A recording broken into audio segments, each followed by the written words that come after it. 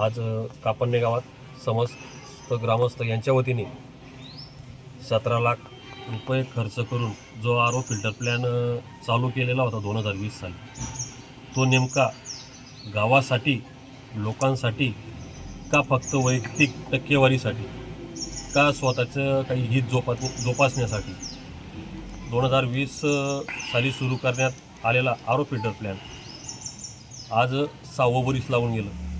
6 वर्षामध्ये 6 थेंब पाणी जर त्या आरो प्लॅनमधून निघत नसेल तर 17 लाख रुपये खर्च करण्याचा अट्टहास त्यावेळेस का करण्यात आला आणि करण्यात आला मग आरो फिल्टर प्लॅन सुरू का केला नाही, ही एक मोठी शोकांतिका आहे.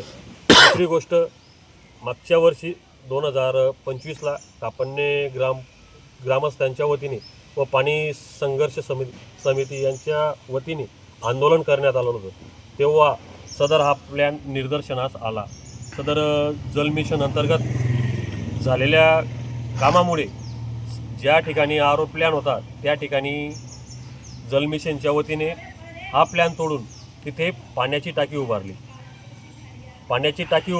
पण आरो प्लॅन काढण्याची परवानगी न घेता त्यांनी तिथे त्या जागेवर पाण्याची टाकी बांधली. त्यानंतर जे जल मिशनचे ठेकेदार आहेत परशुराम देवरे साहेब यांनी सदर हा प्लॅन काढून 5 वर्षापासून जिल्हा परिषद शाळा इथे ठेवण्यात आलेला होता. धुडखात पडलेला होता.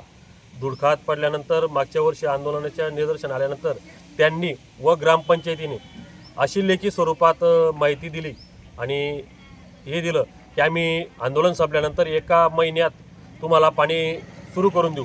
त्या गोष्टीला आज 1 वर्ष झालं तरी पण 1 थेंब पाणी आलेलं नाही.